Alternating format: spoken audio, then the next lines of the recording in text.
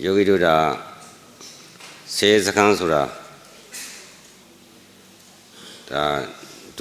ဒုတိယအကျင့်ချောသဆိုတာဒါပြီးသွားပြီနောက်ဆေးစခန်းဦးဇင်းတို့ရှိလာမှမဟုတ်တော့အဲ့တော့ပြောတာကတော့ဦးဇင်းတို့ကတောက်လျှောက်ရှင်းသွားတာပေါ့ဘယ်မှတ်မိမလဲတချို့လည်းမသိဘူးပေါ့အဲ့လိုတွေရှိတယ်မသိတော့အတွေ့အကြုံရလာတော့ထွက်သွားပြီးတဲ့ပုံကိုယ်ကြီးပြန်လာတဲ့အခါမှာမေးမြန်းစုံစမ်းကြည့်တော့ဘာဆက်ကျင်တယ်ဘယ်လိုလဲဘာညာဒီလိုစုံစမ်းတဲ့အခါကျတော့သူအသိတွေလွဲနေတာတွေရှိတယ်ပေါ့တချို့လည်းသူတို့ပတ်ဝန်းကျင်အခြေအနေတွေကိုပြောပြတော့အဲ့လိုတွေလည်းရှိတော့ဦးဇင်းတို့ကဒါကိုတတ်နိုင်တဲ့လောက်တော့မှားတာပေါ့မတတ်နိုင်တာတော့မသိဘူးပေါ့ရှင်းရှင်းလေးပြောရရင်တော့ဒီမှာလဲပါပြီးသားဦးဇင်းလေးပြောပြီးသားအခုလိုလူဝတ်ကြောင်နဲ့သားမယားနဲ့စီးပွားရှာနေတဲ့ပုံကိုယ်တွေဟာပရမယုံနဲ့မမြင်နိုင်ဘူးအဲ့လိုမမြင်နိုင်တော့တရားမကျင့်ရလည်းမနေနိုင်ဘူးအရွယ်တွေအချိန်တွေကြံသေးတော့တရားလည်းကျင့်ကျင်တယ်ဒီမှာလည်းလာလို့မရတော့ဝါရင်းကလည်းနိုင်ရှိမလာနိုင်ဘူးအဲ့တော့ဘာလို့လို့အောင်မှမသိဖြစ်နေတာပေါ့အဲ့လိုဖြစ်တဲ့အခါမှာတချို့ကြောက်လည်းဒီတိုင်းကြီးမနေတတ်တော့ဆရာတော်ဦးနဲ့သွားပြီးတော့ကျင့်မယ်လို့ဆိုသွားကြတော့ဟိုလိုပြောတော့လေထွက်သွားပြန်ရောပေါ့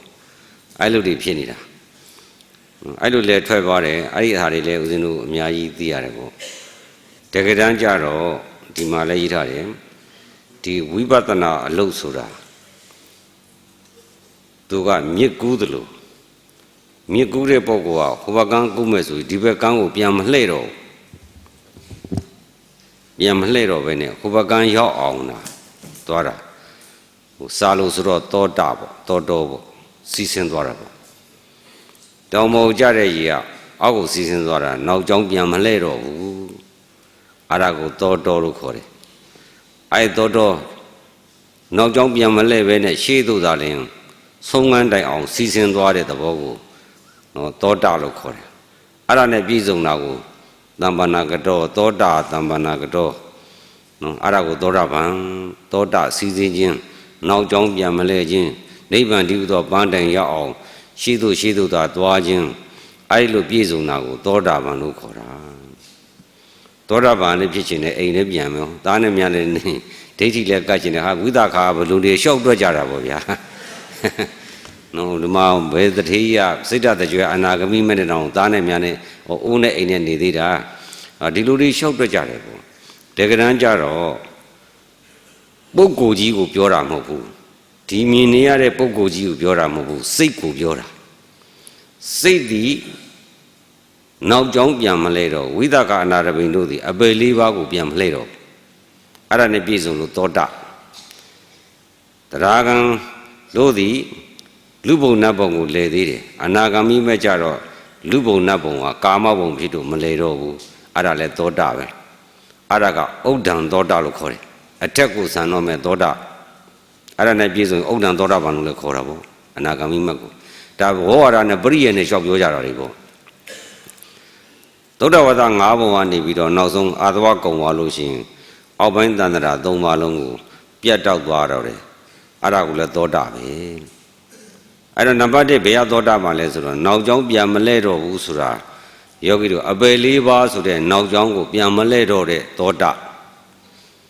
ကာမဂုဏ်ကိုပြန်မလဲတော့တဲ့သောတာဘုံသုံးပါးကိုပြန်မလဲတော့တဲ့သောတာအဲ့တော့ပထမသောတာဖြစ်တဲ့အပေလေးပုံမှာလွတ်တဲ့သောတာနဲ့ပြည့်စုံတာကိုဒါသောတာပန်ပုဂ္ဂိုလ်လို့နိဗ္ဗာန်တိုင်အောင်စီးဆင်းမဲ့သဘောသို့စပြီးဆောင်းသွားတဲ့အတွက်ကြောင့်အဲ့ဒါကိုသောတာပန်ပုဂ္ဂိုလ်လို့ခေါ်တာအဲ့တော့ယောဂီတို့အနေနဲ့ကနိဗ္ဗာန်တိုင်အောင်စီးဆင်းဖို့အတွက်ဆွဲထားတာကဘာလဲနိဗ္ဗာန်တောင်တော့စီးဆင်းရင်လည်းစီးဆင်းလို့မရဘဲနဲ့ဆွဲထားတာဒီဒုက္ခိန္ဒရီ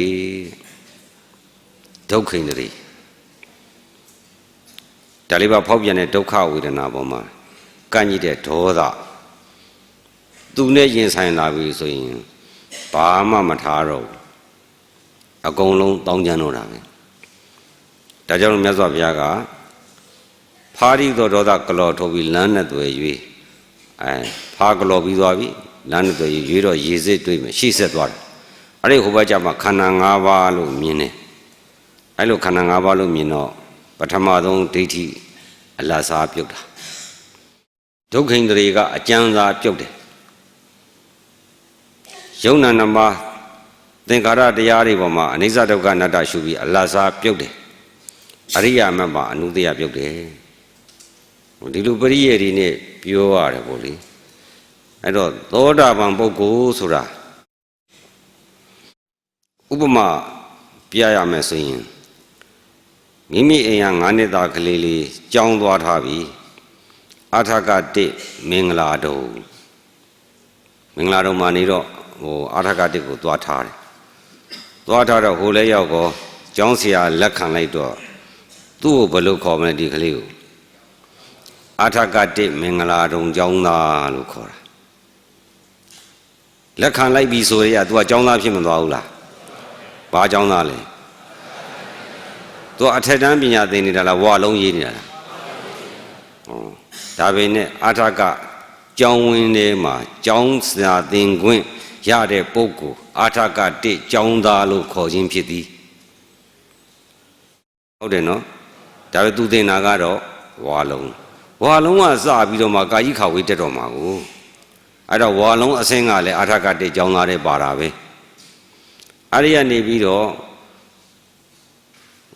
သင်္ဘုံကြီးတက်သွားပြီတဲ့တစင်းဝါလုံးကနေကာကြီးခါဝေးအဲ့ရနေကာကြီးကကာကြီးချကတစင်းတက်မသွားဘူးလားတက်သွားတော့ပထမတန်းသို့ရောက်ပြီပထမတန်းရောက်တဲ့ကျောင်းသားတော့ဖြစ်သွားပြီသို့တော့ तू ကဘယ်ကျောင်းသားလို့ခေါ်မလဲအာထကတိကျောင်းသားလို့ခေါ်မှာအတန်းကတော့မူလတန်းအတန်းခွဲတာပထမသင်္ဘုံကြီးတင်တဲ့အတန်းမူဂျိုတန်းနောက်ပထမတန်းအောင်သွားပြီတဲ့ဆက်တက်ပြီတဲ့ဒုတိယတန်းကျောင်းသားတော့စာတော့သင်တာတော့မှန်တယ်သူ့ကိုဘယ်ကျောင်းသားလို့ခေါ်မလဲအာထကတိမင်္ဂလာတုံကျောင်းသားအာထကတိကျောင်းသားလို့ခေါ်မှာပဲအဲ့ဒီတော့မူလတန်း၄တန်းအောင်သွားပြီတဲ့၄တန်းအောင်သွားတာကိုလည်းသူ့ဘာကျောင်းသားခေါ်မလဲအာထကတိကျောင်းသားပဲခေါ်မှာပဲနောက်တစင်းတက်သွားတယ်အလယ်တန်းဖြည်လို့အောင်သွားတယ်ဘာကျောင်းသားခေါ်မလဲအဲ့ဒီ9တန်း10တန်းတက်နေပြီတဲ့ဘာကျောင်းသားခေါ်မလဲ10တန်းဖြည်လို့အောင်သွားတော့ဘယ်လိုခေါ်မလဲမရှိတော့ဘူးအာထကတိကျောင်းသားမဟုတ်တော့ဘူးအောင်သွားပြီနော်အာထကတိကျောင်းသားဘယ်ရစတာလဲဝါလုံးတန်းကနေပြီးတော့10တန်းအထိကိုပြောတာသောတာပန်ဆိုတာအာထကတိလို့ခေါ်တယ်သောတာပန်ဆိုတဲ့ပညာသည်အာထကတိကျောင်းကဲ့သို့အမိပညာကဲ့သို့သဘောထားလိုက်ပါမဂ္ဂင်7ပါးအကျင့်တရားကိုမှန်တယ်ဖျားမှန်တယ်တရားမှန်တယ်သံဃာမှန်တယ်ဒီမဂ္ဂင်7ပါးအကျင့်တရားသည်သာလျှင်သံဃာလွတ်ရလမ်းကြောင်းပဲလို့ယုံကြည်တဲ့တရားဘုရားယုံကြည်ခြင်းတရားယုံကြည်သံဃာကိုယုံကြည်ခြင်းနော်အကျင့်ကိုယုံကြည်ခြင်းအတိတ်ကိုယုံကြည်ခြင်းအနာဂတ်ကိုယုံကြည်ပြစ္ဆုတ်ပံယုံကြည်အတိတ်နာဂတ်ပြစ္ဆုတ်ပံကိုယုံကြည်ခြင်းဆိုတဲ့အဲ့ဒီလိုယုံကြည်ခြင်းနဲ့ပြည့်သွားရင်ဒါသောတာပန်အဲ့ဒီကစတာပဲဘယ်ကစတာလဲလို့မင်းစာအုပ်လေးကောက်ဖတ်လိုက်တယ်ပေါ့ဝိပဿနာကျင့်စဉ်လေးပေါ့ကျင့်စဉ်လေးကောက်ဖတ်တော့ဒါငါကျင့်ဦးမပဲဆိုတရားသောတာပဲဝါလုံးတန်းဝိပဿနာတရားကျင့်ဦးမပဲဆိုတော့ယုံကြည်လို့ကျင့်တာမယုံကြည်မကျင့်ဘူးအဲ့တော့ဖရာရဲ့လည်းယုံကြည်တယ်တရားလည်းယုံကြည်တယ်သံဃာလည်းယုံကြည်တယ်ဒီအကျင့်ကိုလည်းယုံကြည်လို့ तू ကျင့်ပြီဆိုတဲ့က तू အဲ့ဒီကသောတာအဲ့ဒီကစပြီးသောတာပဲဝါလုံးတန်းသောတာဒါပဲနဲ့သောတာနဲ့ပြည့်စုံပြီအဲ့ဒီကနေပြီးတော့ကျင့်ကြည့်တော့ဟာဟုတ်တယ်ဒီရိတ်တာတော့ငါသွားတက်အားထုတ်မှပဲဒီဇယထံကနီးခံပြီးတရားအားထုတ်မှပဲဆိုအဲ့ရလိတ်ပြီးတော့ရိတ်တာအောင်မလာဘူးလားသောတာစီးစင်းနေတာသူတကယ်မက်ဒီဖို့တွေကိုနော်နိဗ္ဗာန်တွေကိုတန္တရာဘေးကိုလွတ်ချင်လို့လာပြီဆိုတဲ့ကသောတာပဲအာထကတိကျောင်းသားပဲသောတာပန်ပဲဒါပဲနဲ့ကာယိကဝေဒံအောင်တော့အလုတ်ခန့်လို့ရလားအလုတ်ခန့်လို့တော့မရသေးဘူးစာမတတ်ဘူးလို့ပြောလို့ရလားဝါလုံးကာယိခဝေကလည်းစာသင်တာပဲတက်လာတာပဲဒါသူတတ်တဲ့စာကိုနော်အလုတ်ခိုင်းလို့ရတယ်ဆိုတဲ့အစင်တန်ရှိရလားဒါပေမဲ့စာမတတ်ဘူးလို့တော့ပြောလို့မရဘူးစာတော့တတ်နေတယ်သူတတ်တဲ့စာသည်လုပ်ငန်းထဲမှာအသုံးချလို့တော့မရသေးဘူးသို့တော့လုပ်ငန်းထဲမှာအသုံးချဖို့အတွက်အထောက်ပံ့နေတော့ပါမနေဘူးလားသောတာပန်ကိုဒီလိုခွဲရတာ နော်အဲ့ဒီကနေပြီးတော့မူလတန်းအောင်ပြီဆိုအထက်တန်းနဲ့ဘယ်လောက်နီးသွားပြီဒုတိယတန်းအောင်ပြီဆိုအထက်တန်းအတွက်ဘယ်လောက်နီးသွားပြီနဲ့အဲ့ဒီလိုနဲ့တဖြည်းဖြည်းတိုးတက်နေတာအခုလည်းဒီလိုပဲနံပါတ်1ကယောဂီတို့လူဖြစ်ပြီးတော့သာသနာနဲ့ကြုံပြီးတော့ဗုဒ္ဓဘာသာဝင်ဖြစ်ပြီးဆိုတဲ့ကသောတာပဲအဲ့ဒီကနေစပါတယ်ဒါကတော်တော်ကိုကံထူးလို့ဖြစ်တာတနည်းအားဖြင့်ပြောမယ်ဆိုရင်ကျွတ်တန်းဝင်တော့မဲ့ပုံကိုယ်ကြီးမှုလို့ဒီလိုဖြစ်တာနောက်ဆုံးလှူလိုက်တယ်ဒီထဲမှာ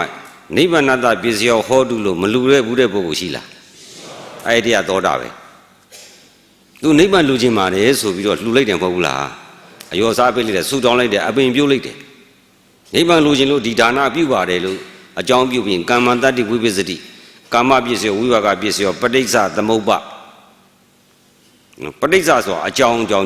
ဥပ္ပါဒထိုအကြောင်းနဲ့တူတဲ့ဥပ္ပါဒတရားပေါ်လာမယ်တဲ့အကြောင်းကပါလေဒါနစိုက်ပြုပြီးတော့ဥပ္ပါဒတရားနိဗ္ဗာန်မလိုချင်ဘူးလားပဋိစ္စသမုပ္ပါသမုပ္ပါဒသည်နိဗ္ဗာန်ပဲပဋိစ္စသည်ဒါနပဲသီလပဲအဲ့ဒီတရားစပြီးတော့ယောဂီတို့သောတာပန်ဖြစ်လာတာနိဗ္ဗာန်ရောက်တော့မဲ့ဇင်းနဲ့ဝင်လာတာပေါ့အရဂတိကျောင်းသားတွေရောက်လာပြီပေါ့အရကိုတဲကအရဂတိကျောင်းသားမှာသွားထားရမယ်ဆိုတဲ့အဆင့်ဗုဒ္ဓဘာသာဝင်ဖြစ်လာပြီးဘုရားတရားသံဃာယန္တာသုံးပါးနဲ့ဝိပဿနာတရားကိုယုံကြည်ပြီးဆိုတဲ့ကိုကအဲ့ဒီထက်ယောဂီတို့သေချာပေါက်ဒီဗဒ္ဒကဘာမှာကျွတ်မဲ့ထဲပါပြီးသားမို့လို့ပါခွင့်ရှိလို့အခုလိုလူပြည့်ခွင့်သာသနာနဲ့ကြုံခွင့်အခုလိုဟောခွင့်နာခွင့်ကျင့်ခွင့်အဲ့လိုရတာအဲ့ဒါကဘုံကံတော်တော်ကြီးတယ်အရိမတိယဖျားမှာကျွတ်တန်းဝင်မဲ့အထဲမှာပါရမှာမို့လို့ဒီဂေါရမဗုဒ္ဓလက်ထက်ထဲမှာလာပြီးတော့အခုလိုဝိပဿနာမှာလာပြီးလူဖြစ်ပြီးကျင့်ကြတာဒါဒုတိယသာသနာလာကြုံပြီမို့ဂေါရမမြတ်စွာဘုရားပွင့်တော့အဇာတတရဲ့သားအဇိတမင်းသားကရဟန်းဝတ်ပြီးတော့မကြခင်မှာပဲမြတ်စွာဘုရားကသာဝတိပြည်ကနေပြီးတော့ရာဇဂိကိုကြွဟိုမှာမိရိတော်ဂေါရမီရှိတယ်မိရိတော်ဂေါရမီကရွှေသင်္ကန်းနှစ်စုံလှူတယ်တစုံကိုဘုရားလက်ခံပြီးတော့တစုံကိုတန်ခါလှူလို့ပြောတော့အမျက်ဆုံးဖြစ်တဲ့အက္ခတာဝကလက်ရတော်ရန်ရှင်သာရိပုတ္တရာကိုလှူတယ်လက်မခံဘူးရှင်သာရိပုတ္တရာလက်မခံတော့ရှင်မောက္ကလန်ကလည်းဘယ်လက်ခံလဲရှင်သာရိပုတ္တရာရှင်မောက္ကလန်အက္ခတာဝကနှစ်ပါးလက်မခံဘူးဆိုမဟာဝါဒကအကြီးဆုံးတွေကရှင်မာကသဗ္ဗလည်းအလူမခံဘူးအဲ့ဒီလိုနဲ့လျှော့သွားရတာပုထုဇဉ်ယဟန်တဝါနှစ်ဝါပေါ့နော်အဲ့လိုရောက်သွားတဲ့နောက်ဆုံး၄-၅ရက်သားဖြစ်တဲ့အဇိဒမထေရနောက်ဆုံးယဟန်ကြတော့သူကရွှေသင်္ကန်းကိုလက်ခံတယ်လက်ခံတော့ကျန်တဲ့ပုထုဇဉ်ယဟန်တွေကဒီအဇိဒမထေရအလှခံရဲတယ်အမှန်တော့တော်တော်လောဘကြီးတယ်ပေါ့အက္ခတဝကကြီးများမအလှမခံရဲတဲ့ဒီရွှေသင်္ကန်းကိုမှနော်သူကအလှခံတာသူကဝါငယ်ဆုံးဆိုတော့အသက်ငယ်ဆုံးလည်းဖြစ်တယ်ရဟန်းပြတာပြင်မကြသေးဘူးလောဘကကြီးတယ်ပေါ့ဒီသဘောပေါ့အဲ့တော့မှအဲ့လိုပြောကြတာကိုမြတ်စွာဘုရားကြွသွားတယ်ကြွသွားပြီးတော့ရှေ့တုန်းကတန်ဃာတွေဘယ်နေရာရောက်ဘယ်အဖွဲ့ပဲဖြစ်ဖြစ်ဘယ်เจ้าမှာပဲဖြစ်ဖြစ်နေကြတိုင်းတစ်ခုခင်းတာမြတ်စွာဘုရားကတော်တယ်ဖြစ်ဖြစ်တောင်းတယ်ဘယ်နေရာဖြစ်ဖြစ်ရောက်လာတာအဲ့တော့ဆိုအပူခင်းထားတယ်ဘုရားကြွလာခဲ့တော့ဆိုတော့ဘုရားလည်းအကုန်သိနေတော့ကြွသွားဘာတွေပြောနေကြလဲဆိုအဇိဒမထေရအလှခံရေးတဲ့အကြောင်းပြောတော့ခြေသားတို့တဲ့အဇိဒမထေရအညတရယဟန်မဟုတ်ဘူးတဲ့ဒီဗဒ္ဒကမှာနောက်ဆုံးပွင့်မယ်အရိမတိယဘုရားလောင်းအဲ့အဇိဒမထေရလည်းသူဘုရားပြည့်တဲ့အခါမှာသူလူတဲ့သင်္ကန်းကိုပြီးတန်လုပ်လိုက်တယ်စက်နေရရှိတဲ့ပြီးတန်ရင်သူဘုရားပြည့်တဲ့အခါမှာအမြဲတမ်းပါပါစီဆိုပြီးတော့ဒီလိုဆူတောင်းထူတာအဲ့တော့မှရှင်သာရိပုတ္တရာမေးတယ်အဖေကဘယ်လိုလဲအမေကဘယ်လိုလဲဇနီးကဘယ်လိုလဲသားကဘယ်လိုလဲအဲ့လိုမေးတာပေါ့မေးတော့တောပဲအချိန်ထွက်မလဲဘလို့တောထွက်မလဲဆိုတော့ပြတ်သက်ပြန်ကြီးနဲ့ထွက်မယ်တဲ့ပြတ်သက်ဆိုတဲ့ဘုံဘိမှန်အကြီးကြီးနဲ့ထွက်တို့ခရကတော့မောင်ဆန်နဲ့ခိုးကြောင်ခိုးပဲထဲရတယ်သူကပြတ်သက်ပြန်ကြီးနဲ့လိုက်ချင်တဲ့ပုဂ္ဂိုလ်များလိုက်နိုင်တဲ့လောက်ဆန့်နေတောထွက်လျာကိုလိုက်မဲ့ပုဂ္ဂိုလ်တွေပါတယ်တဲ့ပြတ်သက်ကြီးနဲ့ပြန်သွားတာမိဂရာဝန်ကြတော့ဒုက္ခရစရိယာ6ရက်ကျင့်ပြီးတော့ဖရာဖြစ်ကိုရတော့ဓမ္မစကြာဒေသနာတရားဟောမယ်တဲ့အဲ့တော့ရှင်သာရိပုတ္တရာကဘလို့ပုဂ္ဂိုလ်မျိုးများအဲ့ဒီနေရာမှာကျွတ်တန်းဝင်တဲ့ထဲပါမလဲတဲ့မြတ်စွာဘုရားဟောပြီး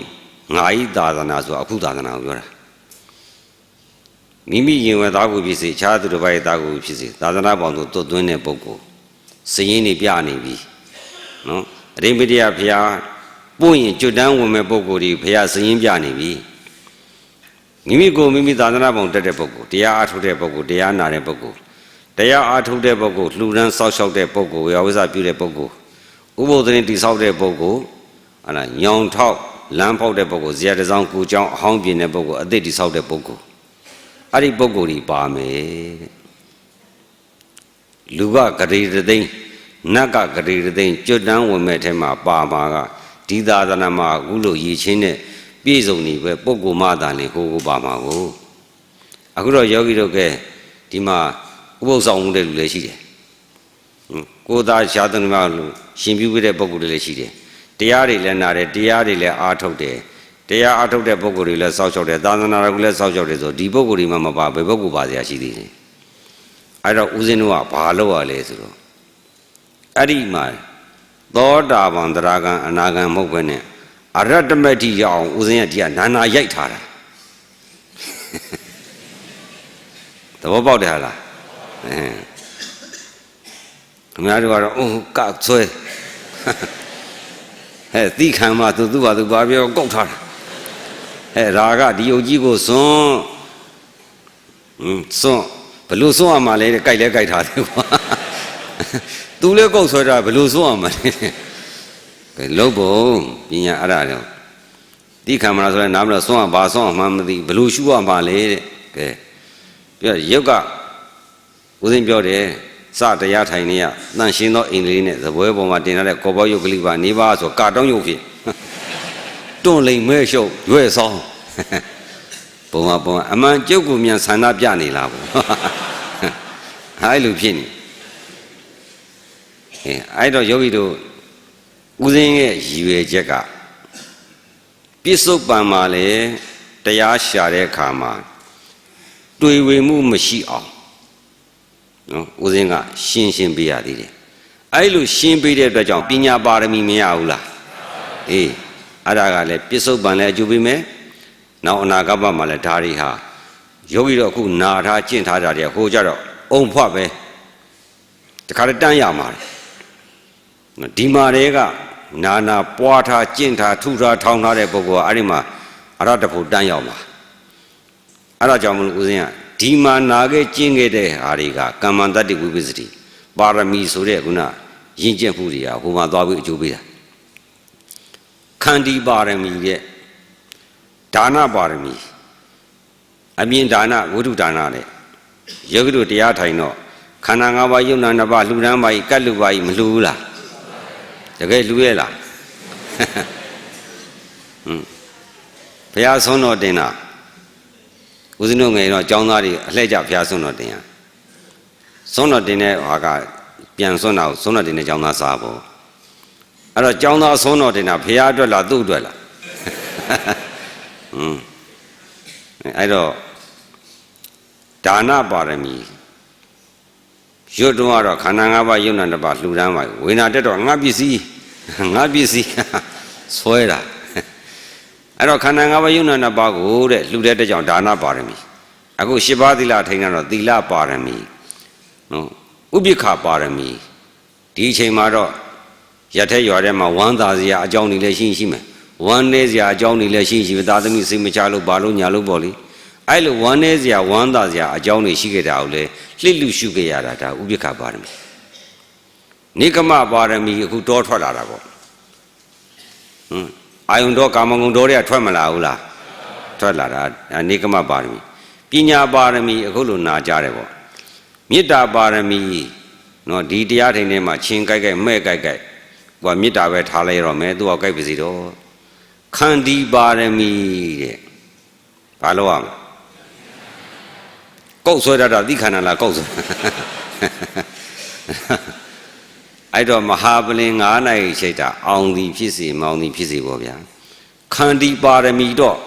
ပြင်းပြင်းထန်ထန်မဖြစ်ခဲ့ရဘူးလားသိခံမှာဆွန်းလို့ပါသိတော့သိခန္ဓာပဲပေါ့ဆွန်းလို့တာပဲပေါ့အဲ့ကြတဲ့အဋိဋ္ဌံပါရမီ9နိုင်မပြည့်မချင်းမဖြုတ်ဘူးမလုပ်ဘူးအဋိဋ္ဌံပါရမီသစ္စာပါရမီလွတ်လားမလွတ်ဘူးနာလား အာနာတဲ့ဒါမတတ်သေးဘူးဘလို့ဆုံးရမှလဲ तू မှန်တာတွေပြောမနေဘူးလားပြောနေတယ်အခုလည်းဒီလိုပဲယုတ်တိနန္ဒီသဘောဟောအရင်တော့ငါပဲ तू ပဲယောက်ျားပဲမိန်းမပဲလို့ရှိတယ်အခုတော့ငါပဲ तू ယောက်ျားဆိုတာမရှိဘူး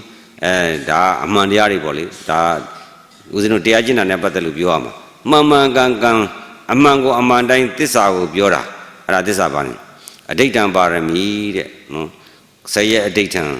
နော်9နာရီအဋိဋ္ဌံအဲ့လိုအောင်လုပ်တာအဲ့ဒီပါရမီတွေဒီ10ပါးပြည့်မသွားဘူးလားမပြည့်ဖြစ်အောင်သိမ့်ထဲနေတာသိမ့်ထဲလို့မြထောင်းထဲပေါ့ဘုရုအတွက်လဲကဲခင်ဗျားတို့အခုပြီးခဲ့တာပြီးသွားတာပဲ9နာရီအမလေးပြောအခုတော့ပြီးမသွားဘူးလားပြီးတော့လည်းပြီးသွားတာပါပဲမထိုင်ရသေးတော့9နာရီကြာတယ်လို့နဲ့ထိုင်ပြီးတော့ရှိသေးလားဒီလိုနဲ့ပဲဥစဉ်တို့တော့လည်းဒီလိုပဲဆရာတော်3နာရီကျင်းဆို3နာရီ3နာရီကြာတဲ့အချိန်တော့ပြီးတော့လည်းပြီးသွားတာပဲဆိုပြီးတော့နောက်တော့3နာရီလည်းမကြောက်တော့9နာရီလည်းမကြောက်တော့ဒီလိုပဲပြီးသွားတာပါပဲလို့သိတော့ပြီးသွားတာပဲရှင်းသွားတာပဲအခုယောဂီတို့9နာရီ2ကြိမ်ထိုင်နေအခု3ကြိမ်ထိထိုင်ကြတာပဲအဲ့ဒါပါရမီရင်းကျက်တဲ့တိခံပါရမီခန္တီပါရမီတွေအများကြီးရအဲ့လိုပါရမီရင်းကျက်တဲ့ပုဂ္ဂိုလ်တွေတက်ပြောရင်တော့ဒီသာသနာမှာဒါခင်ဗျားတို့ကဒါကောင်းလုံးနေပဲဗိဓာမှာဒီလိုမပြဘူးဟုတ်တယ်နော်ရှင်းလင်းပြတဲ့ဟာတွေအဓိပ္ပာယ်ဖွင့်ဆိုမှုတွေအနတ္တဝိပဿနာဉာဏ်အနိစ္စဝိပဿနာဉာဏ်စသဖြင့်ဒုက္ခဝိပဿနာဉာဏ်တွေလူရင်းလေးတွေနဲ့ဉာဏ်ပွင့်အောင်လို့ဒါဥစဉ်တို့ဒါဟောထားပြီးပြီဥစဉ်ကံရဲ့အကြောင်းကိုသိတော့ဒီမြတ်စွာဘုရားလက်ထက်မှာဒိဋ္ဌိလင်များနှစ်ယောက်ကြီးပုံနာမြတ်စွာဘုရားဆွမ်းသွားခံတယ်သူတို့ကမလောင်ဘူးအဲ့ဒါဖယားမလောင်လောက်အောင်စကားမပြောပြအောင်ထိုင်စောင့်ပြီးတော့နေတာနောက်ဆုံးတော့ပုံနာကြီးကအာနာရနဲ့ဖယားအပေါ်တင်ပြီးတော့ဆွမ်းကြံလဲရတဲ့အလှခံတယ်ဆိုပြီးဖယားအလှခံကြတယ်သူတို့တရားဟောတာအနာဂါမိမဲ့ကူသွားတယ်သူတို့ကဘာဖြစ်လို့အနာဂါမိမဲ့ကူလဲဆိုကတ္တဗမြတ်စွာဘုရားလက်ထက်ကသူတို့လင်များနှစ်ယောက်ပဲအတူတူပဲခကြီးဖို့သွားတော့ဖြတ်လန်းကဗုဒ္ဓဘာသာဘုန်းကြီးကျောင်းကနေဖြတ်သွားတယ်ဖြတ်တော့ကျောင်းမောဘုန်းကြီးဟောနေတာခန္ဓာ၅ပါး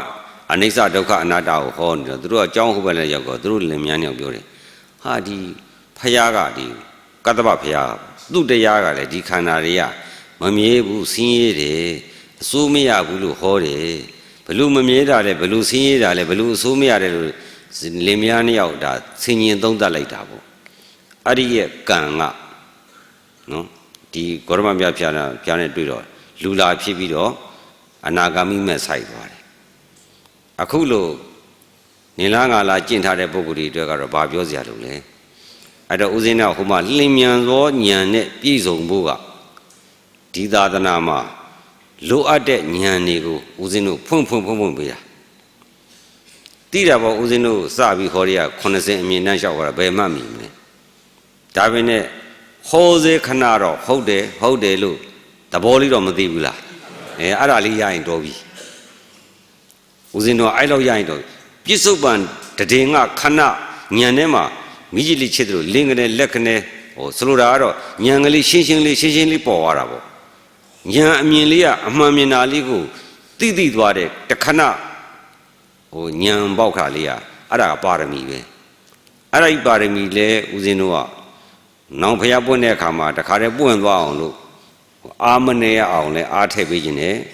ဒီကကျင့်ပြီးတော့ပြန်သွားလို့ရှင်လေဟိုအားနေတော့တရားရှာခြင်းနဲ့ဒါပြင်တရားရှာဖို့ကလည်းနော်ယောဂီတို့ကဥစဉ်ရှိပြန်မလာရတော့ဘူးဆိုတော့ဘယ်သွားရှာရမှာလဲရှာခြင်းသေးတာပေါ့အဲ့လိုရှာတဲ့အခါကျတော့ဘယ်ရိပ်သာပဲသွားအရေးကြီးတာကရိပ်သာသွားတာရိပ်သာရောက်တဲ့နေရာမှာဟောပြောတဲ့နေရာမှာဓမ္မကိုဟောပြောတာကမမှားဘူးနော်တရားကိုဟောပြောတာကမမှားဘူးညွှန်ကြားတဲ့နေရာမှာမှားသွားရင်အဲ့ဒါအခက်တူတယ်ဒီဟာတွေကမဟုတ်တော့ဘူးလို့ဖြေနေထင်ပါမယ်သို့မဟုတ်အပြစ်လို့လည်းထင်သွားမယ်အဲ့ဒါကတော်တော်ခက်တယ်တရားဟောတာကတော့ဘယ်ဘုန်းကြီးဟောတရားဓာကြီးဟောတာမမဟုတ် နော်ခန္ဓာ၅ပါးယုံနာနှစ်ပါးအနိစ္စဒုက္ခအနတ္တပရိစ္ဆသမုပ္ပါဟောအကုန်လုံးကတရားဟောတာကတရားကြီးပဲတရားပြတဲ့နေရာမှာပြဿနာပဲတရားပြတဲ့အခါကျတော့အခုဒီမှာလဲရေးထားတယ်ပေါ့စာအုပ်ထဲမှာလည်းရေးထားတယ်တကယ်တမ်းကျတော့ယောဂီတို့ကိုယ်တပိုင်းတနိုင်လေးကိုဦးစဉ်ပေးထားတယ်တပိုင်းတနိုင်ဆိုတာယောဂီတို့စိတ်တလုံးပေါ်လာတယ်အခုပေါ်စေသည်သတိထားတဲ့ချုပ်စေသည်အဲ့တော့ဘာသတိထားခိုင်းတာလဲဆိုပေါ်လာတဲ့စိတ်ကလေးတွေကတွေးစိတ်ကြံစီတဲ့စိတ်အတိတ်အကြောင်းနာကအကြောင်းဆင်ញင်တဲ့စိတ်သားစိတ်သမီးစိတ်အလုတ်စိတ်အဲ့ဒီလိုရှောက်တွေးနေတဲ့စိတ်ကလေးရှိတယ်ဒါပေမဲ့ယောဂီတို့တရားထိုင်တော့ကိုယ့်ဘက်ကိုတမင်တကာတွေးပြီးတော့ရှုတာလားသူ့ဘက်သူပေါ်လာလားဒါပေမဲ့အရင်တုန်းကတော့ငါတွေးနေတယ်လို့မယူခဲ့ဘူးလားအခုကျတော့ကိုမတွေးပဲနဲ့ကိုကသတိထားနေတာသတိထားတဲ့လို့ပဲမိမိလောက်တာဒါပေမဲ့တွေးတိုးကြံစည်တဲ့အလောက်ကကိုမလုပ်ဖဲနဲ့ပေါ်မလာဘူးလားနာရဲ့အနတ္တလက္ခဏာလေးမြင်ရင်လို့ကိုလည်းပြတာပဲအဲ့ဒီလို့ဆိုရင်တရားထိုင်နေဆိုတာဘုဒ္ဓတယူလိုက်ပြီသင်္นานတက်လိုက်ပြီတတိကင်းမဲ့လို့မောဟနဲ့ပေါ်လာတဲ့စိတ်ကလေးရတယ်အာယုံတစ်ခုခုကိုသူ့ဘာသူရှာပြီးတော့နေရတယ်စိတ်ဆိုတာအာယုံနဲ့ကင်းလို့မရဘူးအာယုံနဲ့မကင်းတော့စိတ်မြဲဖို့အတွက်အာယုံကိုလိုက်ရှာပြီးပေးကြမလို့စိတ်ကအာယုံကိုရှာပြီးသားဒါဖြင့်စိတ်ကအာယုံကိုရှာနေတာကိုငါရှာနေတယ်လို့ဒိဋ္ဌိကသွားတာအဲ့တော့ဦးဇင်းတို့ကငါရှာတာမဟုတ်ကြောင်းကိုမြင်ရင်တော့ပေါ်လာတဲ့စိတ်ကလေးသတိထားနဲ့ခိုင်းနေတာသတိထားပါများတော့မိမိကသတိထားနေတယ်ပေါ်တဲ့စိတ်ကသူ့ဟာသူ့ကိုသတိလိုက်ထားနေရတယ်တစ်ဖက်ကပေါ်အောင်လုပ်လိုက်တစ်ဖက်ကသတိထားလိုက်ကိုယ့်ဘောက်လုပ်တာပါလားကိုကပေါ်အောင်မပေါ်ဘဲနဲ့သူ့ဟာသူပေါ်မနေဘူးလားအဲ့တော့သတိထိုင်နဲ့ထားချက်များလာတဲ့အခါကျတော့ဒီစိတ်ကကိုမဖော်ဘဲနဲ့တွေးတောကြံစည်မှုဒီကိုမလုပ်ဘဲနဲ့သူ့ဘာသူလုပ်နေတယ်ဆိုတဲ့အနတ္တသဘောလေးမြင်အောင်လို့ပြရတာပိုင်နိုင်ကြီးလက်ဆုပ်လက်ကကြီးမမိပင်နဲ့နီးစွာသောအကြောင်းရင်းနဲ့တော့သိမလားဘူးလားသူ့စိတ်ကသူ့ဟာသူပေါ်တယ်ကိုကသတိထားတဲ့ကဘလို့ပေါ်လာမှမသိဘူးဆိုတော့ကိုဖော်တာမဟုတ်ဘူးဆိုတာကိုပြောတာဒီစိတ်တွေးကြောကြံစည်မှုဒီကိုမဟုတ်ပါဘူးလို့ဦးဇင်းကသိစေခြင်းနဲ့အဲ့ဒါဘလို့ပေါ်လာတဲ့စိတ်သတိထားလို့ပဲခိုင်းရတယ်အဲ့လို့ဆိုရင်စိတ်ဒီအာယုံကိုရှာနေတာသူ့သဘောအာယုံတိုက်ဆိုင်ရမှာဆင်ញင်သောတတ်နေတဲ့သူ့သဘောအဲ့လို့ဆိုရင်အပြင်ထွက်သွားပြီတရားဖြုတ်ပြီဆိုတော့ဒီစိတ်ကဘာလုပ်လဲအာယုံ तू မရှာဘူးလားရေသွားတောက်ချင်ဟောဒါပေမဲ့ကိုလို့တာမဟုတ်ဘူးနော်ရေဘာဖြစ်လို့တောက်ချင်တာလဲရင်ပူတော့ရေတောက်ချင်နေတဲ့ဆိုတဲ့စိတ်ကငကိုတွေကသူ့ဘာသူရှိပြီးသားအဲ့ဒါကငါပဲရေတောက်ချင်တယ်လို့ဖြစ်လာရောအခုတော့တရားထိုင်တော့ငါမဟုတ်ဘဲနဲ့သူ့ဘာသူပေါ်တယ်ဆိုရင်ရေတောက်ချင်တဲ့စိတ်ကလည်းငါမဟုတ်ဘဲနဲ့သူ့ဘာသူပေါ်တယ်လို့သိရတယ်တိုင်းဒီစိတ်ကပေါ်ခြင်းရပေါ်ပါလားတဲ့မဟုတ်ဘူးတဲ့သူကနီးစွာသောအကြောင်းရင်းကရင်ပူနေတယ်ရင်ပူနေတာကိုစိတ်ကသိတော့ပူတော့အရင်တော့ရင်ပူလာပြီဆိုရင်ရေတောက်ခဲ့တဲ့ဆိုတဲ့အတိအရှိပြီးသားအခုတော့တရားလည်းဖြစ်ကောရင်ပူတဲ့အာယုံကအရင်ပေါ်လာတော့နံကသူ့ကိုညှို့တယ်ညှို့ပြီးတော့ရင်ပူလာရင်ရေတောက်ရမယ်ဆိုတဲ့အတိကသူ့ဘောသူရှိပြီးသားသူ့ဘောသူရှိတော့ကဲရေတောက်ရှင်နေတဲ့စိတ်ကငါမွေးတာလားအကြောင်းကြောင့်ပေါ်လာတာလားကဲကောင်းပြီအဲ့လိုဆိုရေတောက်တဲ့နေရာသွားမယ်ရေတောက်တဲ့နေရာအခန်းထဲမဟုတ်ဘူးအပြင်မှာဆိုဒီစိတ်ကအခန်းထဲသွားမလားအပြင်ထဲသွားမလားသူ့ဘောသူသွားတာထမင်းစားတဲ့ကချိုရုပ်ပေါ်လာရင်ဒီစိတ်ကဘာပေါ်မလဲချိုရုပ်ပေါ်ရင်ချင်းရုပ်ပေါ်ရင်ကိုကချင်းရုပ်ပေါ်ရင်ချင်းနေစို့စိတ်ဖြစ်အောင်ကိုမွေးရသေးလားသူ့ဘာသူဖြစ်နေတာအဲ့ဒီတော့၄ပါးသောအရိယာဘုံမှာတိုက်ဆိုင်တဲ့အာယုံပေါ်မှာမူတည်ပြီးတော့စိတ်ဒီလိုက်ပြီးတော့ချိုးတယ်ချင်းတယ်ဖြူတယ်သားပဲသမီးပဲလမ်းပဲရေပဲကားပဲထမင်းပဲသူ့ဘာသူလိုက်ပြီးဆွဆွဲနေတာလေးကို၄ပါးသောအရိယာဘုံမှာစောက်ရှုရင်လေနော်မဉဏ်စင်းစင်းပေါက်တယ်အဲ့ဒီလိုများရှုလို့ရရင်ရှုခြင်းနဲ့စိတ်သဘောတွေ့ရင်ပေါ့အဲ့ဒီပုဂ္ဂိုလ်ကလည်းအဲ့ဒီဘက်ကရှုရိတ်တာသွားမှလားကိုယ့်ဘောက်ကိုရှုရဘူးလားဒါမှအေးစေရိတ်တာကိုသွားရှင်းရင်ရိတ်တာတစ်ခုသွားရှုအိမ်မှာဇောက်ချရှင်းလို့မရရင်အချိန်မရဘူး ဆိုရင်ရိတ်တာသွားနောက်တစ်ခါကျတော့အယုစုကမ္မထံအယုစုကမ္မထံရှိတယ်အဲ့ဒီအယုစုကမ္မထံကမြင်တဲ့ပုဂ္ဂိုလ်ကျတော့အဲ့ဒီအယုစုကိုပဲအာယုံပြုနေရင်အဲ့ဒါဓမ္မယုံပဲဝိပဿနာရဲ့အာယုံပဲကာနုပဒနာသတိပဋ္ဌာန်အယုစုကိုအောင်ပြုပြီးတော့နေလို့ရှိရင်အယုစုကိုအမြင်ရှင်းလာတယ်ရှုပါများတော့ရှင်းလာတယ်ဘာရှင်းလာတယ်ဆိုတော့ထုံခဲကြီးကြောက်ခဲကြီးအသက်မရှိတဲ့အဆိုင်ခဲကြီးအဲ့ဒီသဘောကြီးညံမှာမြင်လာတော့အသက်မရှိတဲ့အဆိုင်ခဲကြောက်ခဲထုံခဲကြီးကိုအသက်ရှိတဲ့ငါပဲအဖေပဲအမေပဲလို့ဆွဲတာမှားတဲ့အဉာဏ်အမြင်လေးကပေါ်လာတယ်ရှုပါများတော့ပေါ်လာတယ်အဲ့အတွက်ကြောင့်အယုစုကမ္မထံကိုရှုရင်လေပြီးရောတကယ်တမ်းကျတော့ဦးဇင်းတို့ဝါရင်းနာယီရှိဆိုတာမရှိခြင်းလည်းရတယ်ဒါပြင်မြတ်စွာဘုရားကဘာဟောတာလဲနာယီရှိထိုင်မှမဟာပလင်ချိန်မှလို့မဆိုလိုတာဘူးဧကောဓမ္မဘိက္ခွေဘာဝိတာဝိလိတာဘိညာသံမောရနိဗ္ဗာန်တော်တည်းခြေသားချက်သမီးတို့တခုတည်းသောတရားကိုဘာဝိတာပွားပါတဲ့ဘာဝိတာမယမနာပွားဆိုတာနာယီတတ်တတ်မှုရှိလားအချိန်ခွဲတမ်းမှုရှိလားမရှိဘူးဒါပြင်အဲ့ဒီလိုမယမနာဒလဇတ်ပွားသည်ရှိသောအဘိညာယဉာဏ်လို့ရမယ်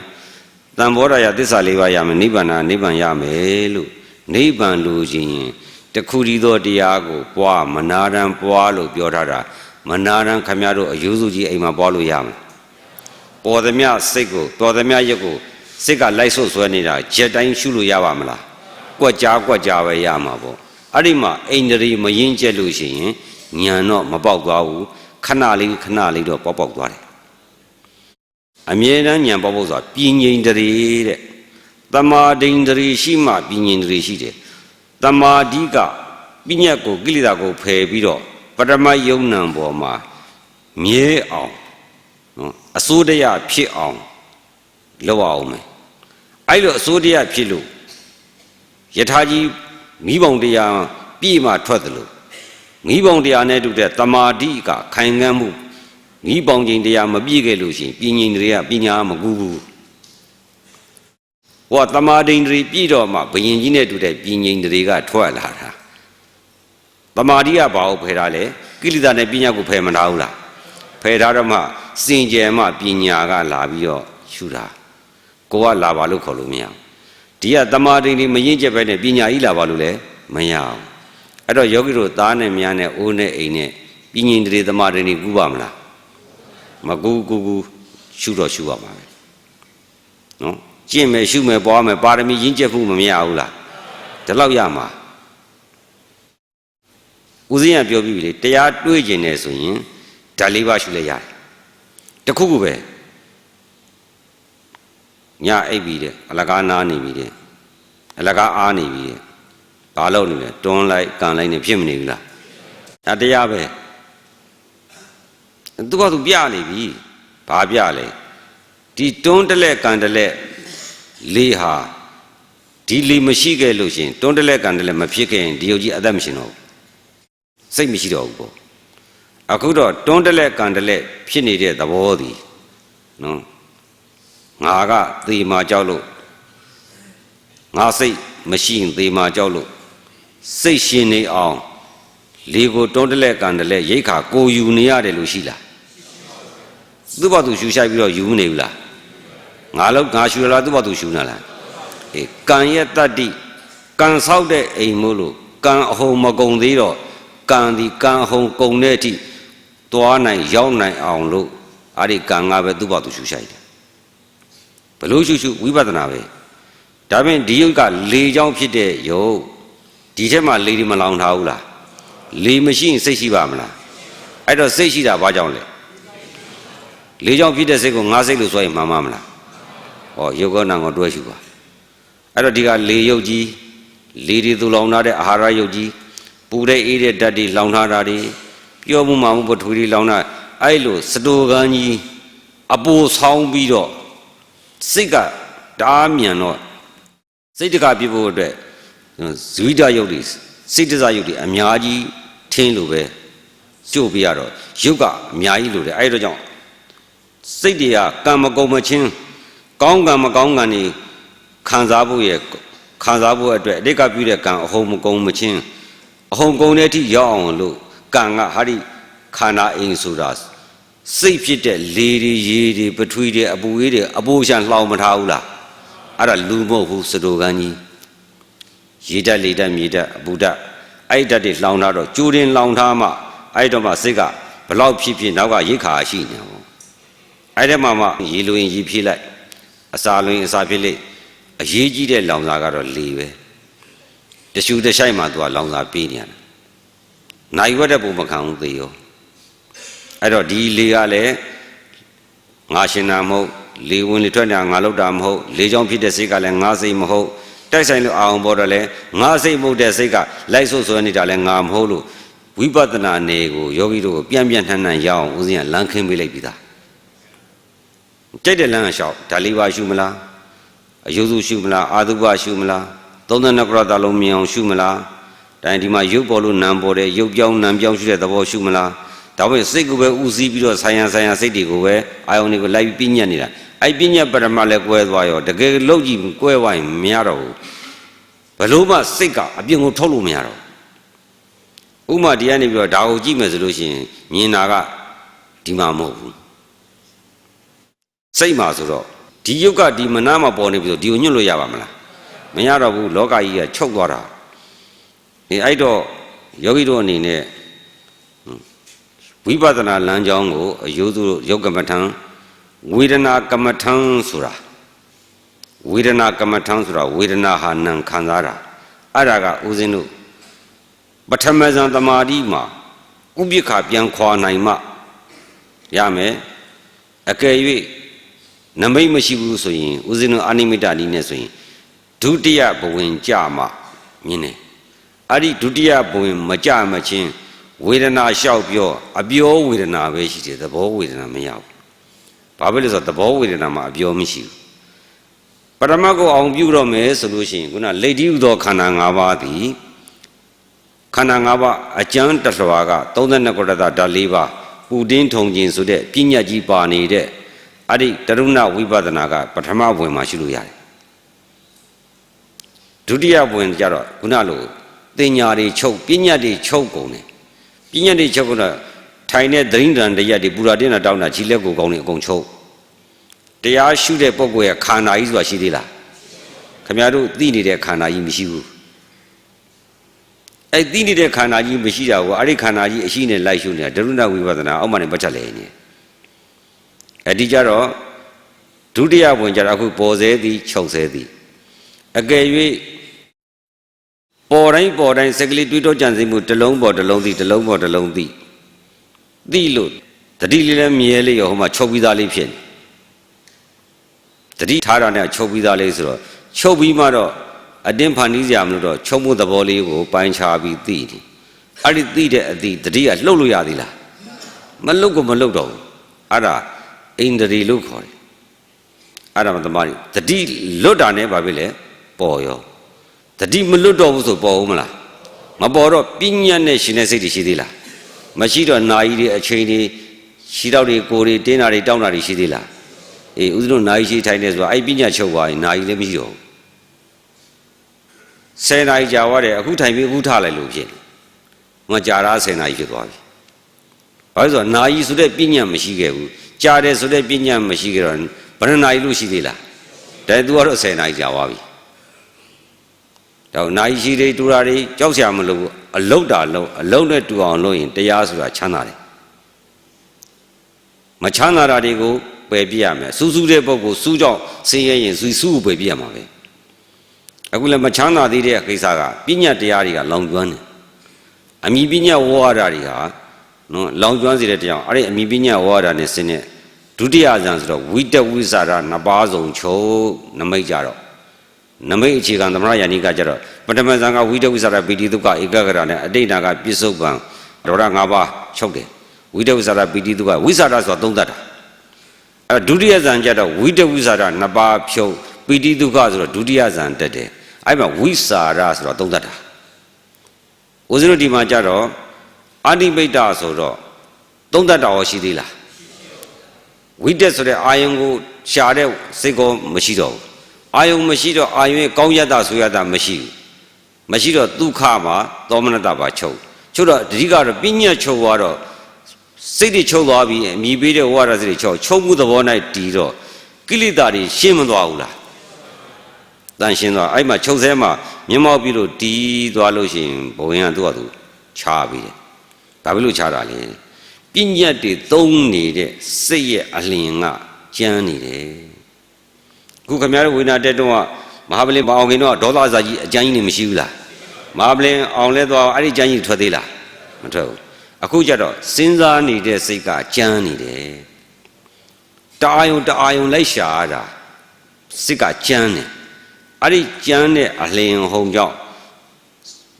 စိတ်အကြည်ဆိုတဲ့မနအတ္တလေးဟာတင်းနေတယ်အဲ့ဒီကျမ်းတဲ့ပညာလည်းချုပ်သွားရောအဲ့ဒီစိတ်ဇောအလင်းကြောင့်ဆောင်းထားတဲ့ဘုံကငြိမ့်သွားတယ်ပထမကြတဲ့ဘုံနဲ့ထပ်ကြပါပြီထပ်ကြတဲ့အခါပညာစိတ်သုံးသွားတဲ့အခါကျတော့ပရမတ်ကိုအောင်ပြုဖို့အတွက်ပညာကဘယ်လောက်ခံလဲဆို4 နာရီလောက်ခံတယ်4 နာရီလောက်ဆိုတော့2 နာရီလောက်ကြာတော့ဆရာကခိုင်မီလားလို့ကြည့်တယ်ခိုင်မီဆိုလို့ရှိရင်အဲ့ဒီကနေဥပိ္ပခာပြုပုံလေးပြောလိုက်လို့ရှိရင်အဲ့ဒီမှာဖောက်ပြန်တဲ့ညွတ်တဲ့ခံစားတယ်ဆိုတဲ့ပရမတ်ယုံနာမှာခံစားတယ်ဆိုတဲ့ဝေဒနာခန္ဓာအဲ့ဒီကြမှာမြင်တယ်အဲ့ဒီမြောက်ဖဲနဲ့ရှောက်ပြောဗဇက်ကရှောက်ပြောတာဦးဇင်းတို့ပြည့်ပြသားပြောရတယ်ဦးဇင်းပြောတဲ့စကားဦးဇင်းညွန်ပြတဲ့ဝါဒဦးဇင်းပြောတာတွေကတလုံးမှမလွယ်ရဦးဇင်းအကုန်အာမခံတယ်ဟာဝေဒနာခံစားတဲ့ကဗဇက်နဲ့ရှောက်ပြောနေတာခံစားတဲ့သဘောတဘာဝသိဖို့ဆိုတာခံစားတဲ့သဘောကိုသိတဲ့ပုဂ္ဂိုလ်ဒီစိတ်ကဘယ်စိတ်ဖြစ်ရဘယ်ပညာတွေကြော်ပြီးသားဖြစ်ရပရမတ်ကိုပြုတာပညာတန်လိုင်းပါလို့ရပါမလားမရဘူးပညာကိုသိချင်ရင်တမင်ကခွင့်ပြုမှရတယ်ခွင့်မပြုရင်ပရမတ်ပဲအောင်ပြုတယ်ဥပမာခံစားတဲ့ဝေဒနာရဲ့သဘောကိုထောက်ရှုနေလို့ရှိရင်ပညာမရှိဘူးပညာထွက်ခြင်းအဲ့ဒီသဘောကိုထောက်ရှုတဲ့ဉာဏ်ကိုစွန့်ပြီးတော့နော်လွတ်လိုက်တော့မှနောက်စိတ်ဖြစ်လာတာကပညာနဲ့ဝမ်းနဲ့ဝမ်းသာရှိလက်ကိုဝန်စားသိမယ်ပူတင်းတော်စားသဘောအဲ့ဒီဖောက်ပြန်တဲ့လောကပညာထက်ပြန်ရောက်သွားတယ်အဲ့တော့မှပညာတရားဆိုတာပေါ်တာမိမိကခွင့်ပြုမှခွင့်မပြုမှာမဟုတ်ဘူးကိုကတမင်တကာကိုပညာခွင့်ပြုတာအဲ့ကြတော့မှပရမတ်ထီးကြီးကိုမျက်မှောက်ပြုနိုင်တဲ့ပညာနဲ့ကိလေသာကင်းတဲ့ခိုင်ခန်းတဲ့သတိနဲ့ရှင်မပရမတ်ကိုအောင်ပြုတယ်ပရမတ်အောင်ပြီးမှဝေဒနာခန္ဓာဆိုတာမြင်ရတယ်အဲ့တော့မှဝေဒနာတတိပဋ္ဌာန်ကိုရှုတယ်ညွတ်တာကစေတသိပ္ပံရှုတယ်ဖောက်ပြန်တာကာနုပဒနာရှုတယ်လေဒီလိုခန္ဓာ၅ပါးအဲ့ဒီမှာတင်ဖောက်ပြန်တယ်ဆိုတဲ့ယုတ်ပထမခြိလက်ကိုကောင်းကို32ခုရသကမ္မထန်ဓာတ်၄ပါးနဲ့ပယ်တယ်အခု32ခုရသဓာတ်၄ပါးပညာကြီးကိုဖောက်ပြန်တဲ့ဉာဏ်နဲ့ပြန်ပယ်သွားပြန်တယ်အဲ့ကြခြိလက်ကိုကောင်းမမြင်တော့ဘူး32ခုရသမမြင်တော့ဘူးသဘောပဲမြင်တော့တယ်အဲ့ဒါသဘောယုတ်အဲ့ဒါလေဒီလိုခန္ဓာ၅ပါးတဲ့ယူဘခန္ဓာအရိယနေမှာတခါခံစားတဲ့ဝေဒနာကြီးသဘောပေါ်စေသည့်ချုပ်စေသည့်ဆက်ရှုတော့အဲ့ဒီခံစားတဲ့ဝေဒနာကိုရှုနေတဲ့တတိရဲ့အလင်းအဟွားနဲ့ကြမ်းနေသေးဒါပဲလို့တတိထားတဲ့အာကိုကကြမ်းနေသေးတတိထားခြင်းနာလေးကိုကကြမ်းနေသေးအဲ့တော့မှတတိထားတာဟာမှာတတိတော့ရှိမယ်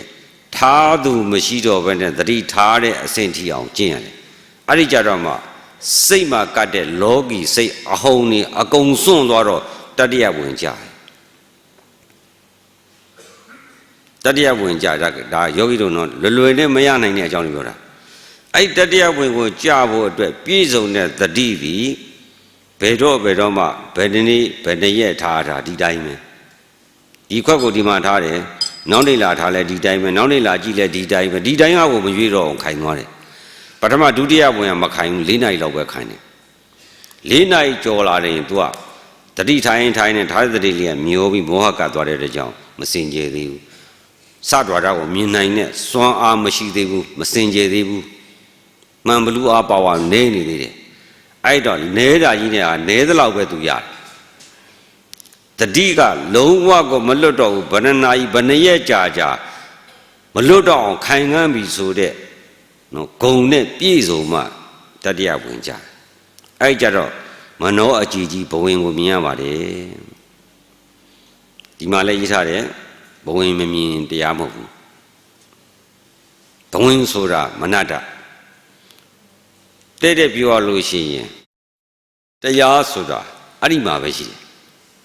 ယောဂီတို့ကတရားတဲ့မှာပေါင်ကြီးကတရားသဘောတွေရှုမနေဘူးလားမဟုတ်ဘူးယောဂီတို့ကအယုစုတွေအောင်ပြုမမြင်ဘူးလား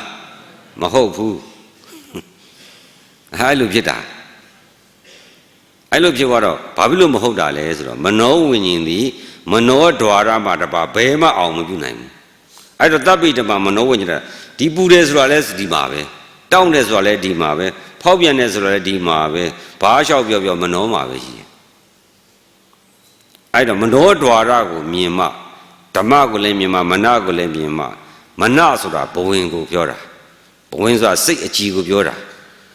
အာယုံမဖက်အဖြူတဲ့တက်တက်ဦးဇင်းအရင်ပြောတယ်ခင်ဗျားတို့မမိတ်ကြီးမမမိမယ်ထပ်ပြောပြမယ်စိတ်ကတစ်စက္ကန့်မှာဂတိတသိန်းရှိတယ်ဂတိတသိန်းက18ချက်18ချက်18ချက်နဲ့အဲ့လိုဂတိတသိန်းဖြစ်တာအဲ့18ချက်မှာ16ချက်ကအာယုံယူတယ်တစ်ချက်ကအာယုံမယူအဲ့လိုဟိုစားတဲ့တရားတက်လို့ရှိရင်တော့15ချက်ပဲအာယုံယူမယ်ပထမတစ်ချက်ကအဓိတဘဝင်အဓိတဘဝင်ကလည်းအတိတ်ဘဝင်ကလည်းအဖြူတယ်ပဲဘဝင်ကဆလနာဆိုတာအာယုံဒီဘက်ကိုရောက်သွားပြီဘဝင်ကဆလနာအာယုံလက်ဆံပြီအဲ့ဒီကနေပြီးတော့တရားယုံဆိုပြီးရောက်ပြီးတော့အာယုံကိုတစ်ခါစွန့်ပြီးတော့ဘဝင်အဖြူတက်တက်ပြန်ကြတာအဲ့ဒါ18ချက်16ချက်မှာအာယုံယူတယ်တစ်ချက်ကအာယုံမယူအဲ့တော့အာယုံယူကနေပြီးတော့အာယုံမရှိတဲ့ဘဝင်တက်တက်ကိုပြန်ကြသွားတော့ဘဝင်ပြန်ကြသူ့လှည့်ပြန်ကြသွားတာဘဝင်ဖြူတက်တက်ပြန်ကြလိုက်နောက်အာယုံပြန်ယူလိုက်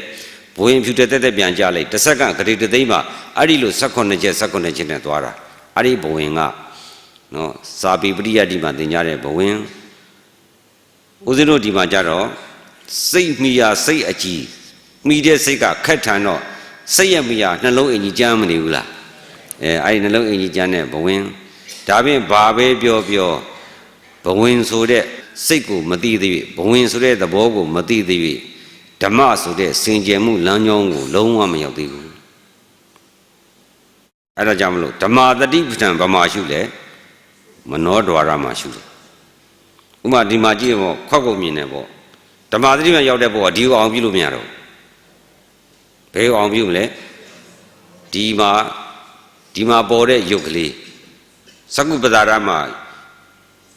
ယောဂီတို့မှန်တဲ့ကိုကြည့်လိုက်ဘလို့မြင်ရလဲဆိုရင်မှန်တဲ့ကိုမိမိပုံကြည့်လိုက်ရင်မှန်တဲ့ကမျက်စိထဲမှာမိမိပုံလေးပေါ်မနေဘူးလားအယူဘက်ခန္ဓာကိုအဲ့လိုမြင်ရတယ်ဒီကိုမျက်စိမှာဒီတိုင်းပေါ်နေတဲ့ကိုဉာဏ်ကအဲ့ဒါကိုအဲ့ဒီတိုင်းရှင်းရှင်းလင်းလင်းမြင်ရမယ်အဲ့ဒီစကုအကြည်နဲ့တသားတည်းလို့ရောနေတဲ့စိတ်အဲ့ဒါကလည်းမြင်စိတ်ပဲမြင်စိတ်ဆိုတာဟိုစိတ်ကတခြားမဟုတ်စိတ်ကိုကမြင်တတ်ကြီးပဲတခုကမြင်တတ်မသိရုပ်မသိသဘောတခုကမြင်တတ်သိတတ်တသားတည်းလို့ဖြစ်နေဒါပေမဲ့ပြိစ္ဆေဒဉာဏ်အဲ့ဒါခွဲမြင်တယ်အာဓမ္မတိအဲ့ဒါကစိတ်ဓာတ်တိပ္ပံကာယ ानु ပတ္တိပ္ပံအဲ့ရနေမနောရောက်တော့ဒီခွက်ကပဲရောက်တယ်မနောရောက်မသွားဘူးလားမနောမှာဓမ္မယုံရှိတဲ့အဲ့မှာဓမ္မာတတိပဋ္ဌာန်နောက်ဆုံးတော့အကုန်လုံးပြန်ချုပ်တော့မနောဝိညာဉ်သည်ဒီကိုလည်းမမြင်တော့ဘူးဘာဖြစ်လို့လဲဒီရပုံရိပ်ကဒီကိုရောက်တာနဲ့တူးနေတာကိုစကုတော်တော့သွားမြင်တယ်လို့မှားနေပြန်ရောယောဂီတို့ဒီတိုင်းကြည့်တော့ဒီကိုမမြင်ရဘူးလားဒီကိုစိတ်ကလေးကရောက်ပြီးတော့ထင်းထင်းရှားရှားအောင်ပြုမနေဘူးလားအဲ့ဒါမဟုတ်ဘူးဒီမှာပဲပြုနေတာဒါပေမဲ့ယောဂီတို့ဟုတ်ပါပဲဒါကြီးကိုရောက်အောင်ပြုနေတာပဲလို့ယောဂီတို့ဘက်ကထင်းထင်းရှားရှားဖြစ်မနေဘူးလားအဲ့ဒီလိုထင်းထင်းရှားရှားဒီမှာဖြစ်နေတာဒီမှာမဟုတ်ဘူးအဲ့လိုထင်းထင်းရှားရှားတဲ့ပြောရင်ကိုယ်တက္ကမဗမာရှိတယ်ကိုမိမကိုပြောထင်းထင်းရှားရှားမမြင်နေဘူးလားဗမာလဲတောင်းနှလုံးသားတွေကချစ်တာပေါ့ကိုသားလို့ဟိုမှာကြီးမြင်မနေဘူးလားဗမာမြင်တာလေမနောဓာတ်ထဲမှာဒီထဲမှာသားဖြစ်နေအဲ့ဒါကိုဒီမှာထင်းထင်းရှားရှားကြီးမြင်နေတာကိုဟိုမှာထင်းထင်းရှားရှားကြီးလို့လွဲနေတယ်မှားနေတယ်အဲ့ဒီရောက်တော့ဓမ္မသတိပဋ္ဌာန်ရောက်သွားပြီအဲ့ဓမ္မသတိပဋ္ဌာန်ရောက်တော့အဲ့ယုံနာနှစ်ပါးခန္ဓာ၅ပါးမှာပညာရင်စီးပြီးတော့သောတာပတ္တိမက်ကိုကူးတယ်မကူးခြင်းလည်းမရဘူးကူးပဲဘာဖြစ်လို့ဆိုတော့ပြဉ္ညာနဲ့ကိလေသာတွေကစင်ကြယ်နေပြီလေစင်ကြယ်နေတော့ပရမယုံနာမှာပြဉ္ညာတွေစီးမှတော့ အဲ့ဒီဘောကနေပါနိဗ္ဗာန်ကူးစရာအကြောင်းကဘယ်မှသွားစရာမလိုတန်းဝင်တာကိုသွားလို့ရတာမဟုတ်ဘူးပေါ်စေသည်ချုပ်စေသည်နဲ့သွားတာပထမယုံနာပေါ်တယ်လက္ခဏာအရင်ဉာဏ်စည်းတော့ပေါ်တာလဲသိစေချုပ်တာလဲသိစေဆိုပဲရောက်သွားလောကီပရမယုံနာရဲ့လွတ်သွားပြီဆိုတော့ဘယ်ကိုအောင်ပြုမလဲလောကုတ္တရာပရမနိဗ္ဗာန်ကိုရောက်သွားရောကိုသွားတာမဟုတ်သူ့ဘာသူတဲ့တယ်လေးပဲပေါ်စေသည်ချုပ်စေသည်နဲ့သွားတာပညာတရားပေါ်တာသိရင်အိန္ဒြေထိုက်ရင်ချုပ်စေကိုမြင်တယ်အခုလောကီတို့စပြီးတော့ယောက်ျားမင်းကပုဂ္ဂိုလ်သတ္တဝါဟိုသွားဒီသွားစိတ်တဲ့စိတ်တွေအဲ့ဒီစိတ်ကိုပေါ်စေတိုင်းသိမယ်ဆိုရင်ဘယ်ဥကောင်းဆိုင်မလဲချုပ်စေဥကောင်းဆိုင်ချုပ်စေလို့သေသေးချာချာပြန်ရှုရင်ဘယ်ဥပြန်ဆိုင်ပေါ်စေပြီးတော့ဖောက်ပြန်နေညွတ်တဲ့ပရမယုံနာပြန်ရှုတယ်အဲ့ဒီကနေပြီးတော့ပရမယုံနာရဲ့ချုပ်စေပြန်ရှုလို့ရှိရင်ဘဝင်ကြီးရောက်တယ်အဲ့ဒီကနေပြီးတော့ပေါ်စေပြန်ရှုရင်စဒွါရရောက်တယ်စဒွါရ6ဆိုယုံနာနဲ့ပေါ်စေပြန်ရှုရင်ဘယ်ဥရောက်လဲချုပ်စေပြန်မရောက်ဘူးလားဘယ်ဟိုရောက်သွားမလဲနိဗ္ဗာန်စဒွါရယုံနာရဲ့ပေါ်စေသည်ပေါ်ရင်သူဘာဖြစ်မလဲဖြစ်ပြီးပါလို့မလဲဖြစ်စေလဲသိတယ်ချုပ်စေလဲသိတယ်ဆိုတော့ချုပ်မှုမျက်မှောက်ပြုနေတော့နိဗ္ဗာန်အောင်ပြုမသွားဘူးလားလောကီခန္ဓာလွတ်သွားတော့ရှေ့ဆက်သွားစရာရှိသေးလားအားရနေသောတပတ္တိမှာကူးတယ်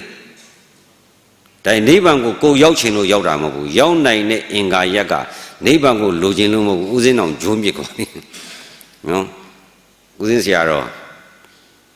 တရားလည်းမကျင့်တော့ဘူးနောက်တော့ဆရာတော်ဇာတိမာလည်းမင်းတရားကျင့်กว่าတယ်ဒီဘသူကကျင့်ခိုင်းတော့လည်းကျင့်တာပေါ့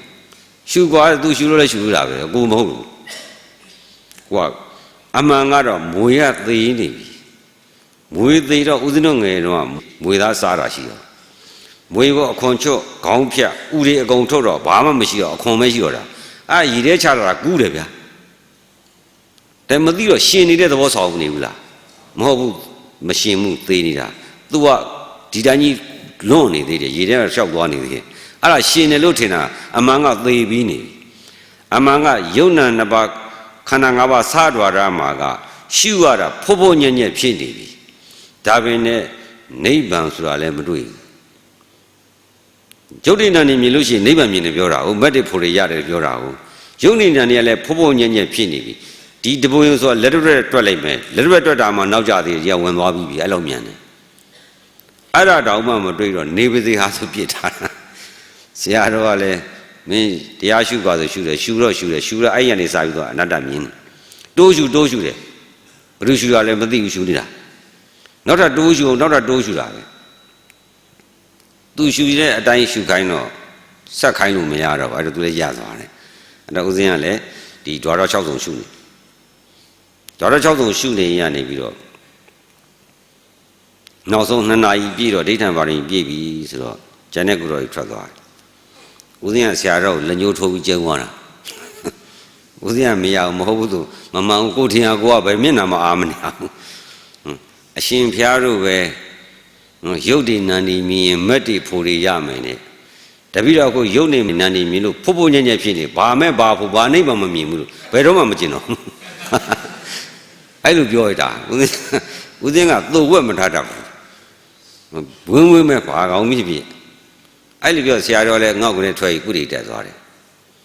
ဦးဇင်းရအဲ့ဒီမှာမှန်ကြသွားတာပေါ့လေဒီလောက်ပန်းလာပြီလူကချုံချုံချပန်းလာပြီဖို့ဖို့ညံ့ညက်ဖြစ်နေတာနဲ့မှနော်ရှာခဲ့တာဒါဦးဇင်းသေချာညဦးဇင်းတခါကြီးတော့ပြောသေးတယ်သေမလို့ဘလောက်တိဖြစ်ခဲ့တယ်ဘလို့တိဖြစ်ခဲ့တယ်ဆိုပြောပြပါအမှမသေလို့ရှင်နေတာရှင်ရမဲ့ကံရှိနေတယ်လို့သေလို့မရလို့ရှင်တာအမှသေသေးတာကြားလာအဲ့တော့မှမှန်ကြသွားတာမှန်ကြပြီးတော့တော်ပြီဆိုမှန်ကြတဲ့အချိန်မှာအဲ့လိုတော်ပြီဆိုတဲ့စိတ်ကသူကလိုချင်တာနဲ့ရှာခဲ့တာအခုလိုချင်လို့လည်းမရဘူးတွေ့ကျင်တဲ့ယုံနာလည်းမြင်ပြီးပြီဆိုတော့ဘာလို့စရာရှိသေးလဲဆိုတော့ဘာမှမရှိတော့တဲ့ကြောင့်လိုချင်တော့မလိုချင်တော့ကြည့်ချင်တော့မကြည့်ချင်တော့ရှုချင်တော့မရှုချင်တော့လွတ်တာမလို့အားလုံးကိုအကုန်လုံးပြုံးညဆွန့်ချရတာအဲ့ဒီမှာဝင်ကြသွားတာဝင်ဘုံလုံးဆိုကြသွားပြီးတော့သူကုရိယတက်ပြီးပြန်လာတယ်မှာတကားဖွင့်တော့ကျူးကြီးဆိုအတန်ကယုံနဲ့နာနဲ့ထပေါ်တာကိုတဏှာကဆွဲမဲ့ကြတာခုနတတိကနေမက်ကတဏှာကိုပိုင်းမြင်ချပါတယ်အဲ့ဒါမှဖိုးစိတ်ကတည်တာပေါ့စ ဆိုလိုတာကတော့ဒီရုပ်တည်နာနေကိုမြင်နေဆိုတာမြင်ုံနဲ့လည်းမပြီးသေးဘူးဒီယုံနာမြင်ဖို့ဆိုတာကလည်းဥစဉ်ဒီလိုမြင်နေတယ်ဆိုတာလည်းဆရာတော်မသိဘူးနော်ဥစဉ်နဲ့ကြင်မော်ခြင်းပဲနှစ်ပါးရှိတယ်မသိဘူးသူ့အကြောင်းလည်းကိုမသိကိုယ့်အကြောင်းလည်းမသိဘူးစကားပြောတယ်ဆိုတာမရှိဘူးနော်ခိုးလည်းအညောင်းပြေအညာပြေမရှိဘူးမိမိအလုပ်ကိုမျက်လုံးမဖွင့်နှမ်းအလုပ်လုပ်နေရတနေ့ကျတော့စီးတီချုပ်ကင်မရာနဲ့သွားလိုက်တစ်စက်နှစ်စက်သွားလိုက်ချုပ်လိုက်ကြာနေတော့တစ်ချက်ထိုးလောက်ကြတော့ဆရာတော်ကကုရီတိုင်နေတယ်တကွန်ကွန်နဲ့ဖြစ်တော့စနီးမှာမင်းဘာဖြစ်နေမသိဘူးအဲ့ဒါကိုယ့်ကိုစီးတီချုပ်ပြီးတော့တကွန်ကွန်နဲ့သွားနေတာအဲ့ဒါကိုမသိဘူးဘာမသိတာလဲအဲ့ဒါကြီးကိုနှလုံးမသွင်းတာမိမိတရားပဲတရားပေါ်ကလွဲရဘာကိုမှနှလုံးမသွင်းတာဒီလိုကြီးစီးတီထိုးအောင်ထိုးနေပြီးတော့သွားလိုက်လာလိုက်ဖြစ်နေတာကြီးကိုနှလုံးမသွင်းမိဘူးကဲယောဂီတို့အဲ့လိုရှုနိုင်လားအဲ့မှာဥစဉ်နဲ့ကြင်မော်ကြင်ပဲလည်းရှိတယ်သူ့တရားဘလို့ကိုယ်တရားဘလို့လည်းတခါမှလည်းပြောမိဘူးကိုလုံးရမယ်လို့ကိုပဲဥဆိုင်ချပြီးတော့ရှာလာခဲ့တာအဲ့နောက်ဆုံးမှမေကောကူးသွားပြီဆိုတာကိုတော့ဆရာတော်ပြောလိုက်တယ်တပြီးတော့မကူးသွားပြီဆိုပြီးတော့ထတာတော့အဲ့တော့ရုပ်တည်နာနေကိုမြင်နေဆိုတဲ့နေရာမှာရန်တမ်းမြင်လို့တော့မရဘူးဘယ်ယုံနာမြင်ရင်ဘယ်သမာဓိရှိရဘာပဲပြီးဖြစ်ရဘယ်ယုံနာအကြောင်းပြောရင်ဘယ်အိန္ဒြေထိုက်ရအကုန်ကွက်တိပဲအဲ့ဒီလိုမဟုတ်ဘဲနဲ့အခုတော့ဘယ်လိုဖြစ်လဲဆိုယာယီသူ့မေရိုက်တရားပတ်ချက်လဲနေအောင်ရှုစရာမရှိရှိတာတော့ရှုခိုင်းပါပဲဘာဖြစ်တယ်လဲဘာဖြစ်မှလဲလို့ပြီးတော့ဘယ်ပန်းတိုင်လဲဆိုတဲ့အစင်းစင်းပန်းတိုင်မရှိလို့ရှိရင်အဲ့ဒါယာယီသူ့မေရိုက်ပတ်ချက်လဲနေအောင်တကယ်တမ်းကျတော့ယောဂီတို့လဲစရာမဟုတ်ဘူးအယုစုကမ္မထံပွားရဟန္တာဖြစ်မယ်လို့ဘုရားဟောပြီးဘာလဲစရာရှိသေးလဲဓာတ်လေးပါးတစ်ပါးပွားသည်ရှိသောရဟန္တာဖြစ်ပြီလေကိုကမပွားနိုင်ဘူးလေအဲ့တော့ယောဂီတို့အနေနဲ့ရှေ့ဆက်လျှောက်ရမယ်လမ်းကြောင်းတွေကိုအခုပေါ်စေချုပ်ဆဲမှမဟုတ်ဘူးအယုစုကမ္မထံမြင်တယ်အယုစုမြင်တော့ယောက်ျားမိန်းမဆိုတဲ့ပညာနဲ့ရှင်တဲ့စိတ်ရှိသေးလားချုပ်မသွားဘူးလားအဲ့ဒါကဝေဒနာဝိခံပိတ်သွားတလွာချင်းရှုသွားတာအယုစုဆိုတာသမထအာယုအဲ့မှာစိတ်ကလေးတည်တာသမထအဲ့သမထရှိသွားပြီးတော့ဝိပဿနာနောက်ကယောက်ျားမိန်းမမရှိဘူးလို့တရင်ကသုံးသတ်တာတရင်ကသမထတရင်ကသမာဓိတရင်ကဝိပဿနာဆိုပြီးသွားတာအဲ့တော့အယုစုကပဏ္ဏဘာဝနာအားလဲကောင်းသွားရောအယုစုရှိတယ်ပဲလို့စိတ်ကလည်းဆုံးပြနိုင်တော့ယောက်ျားမိန်းမဆိုတာပညာကမထွက်လာတော့အဲ့ပညာတချုပ်မသွားဘူးလားအဲ့လည်းချုပ်ဆဲသည်ပဲသူကအတူတူပဲဒါတော့ဝိပဿနာကျင့်တဲ့လမ်းကြောင်းတွေကိုယောဂီတို့နားလည်ဖို့လိုတယ်နားမလဲလို့ရှိရင်ရှုပ်ထွေးပြီးတော့နောက်ဆုံးတရားပါစိတ်ကုန်သွားတတ်တယ်အဲ့တော့ယောဂီတို့အနေနဲ့ဥစဉ်ပြောပြီးပြီပါရမီ10ပါးဖြည့်တယ်ရနိုင်သမျှအားထုတ်မယ်အကယ်၍မိမိအခြားရည်သာသွားမယ်ဆိုရင်လည်းသွားအခြားရှုခွက်ကြရင်လည်းရှုဥစဉ်ကတော့တာဝန်ကြီးအောင်ညွှန်ကြားလိုက်တာဟုတ်ပြီနော်ကဲအဲ့လိုဆိုရင်နမောတတ္တနဲ့ဘုရားက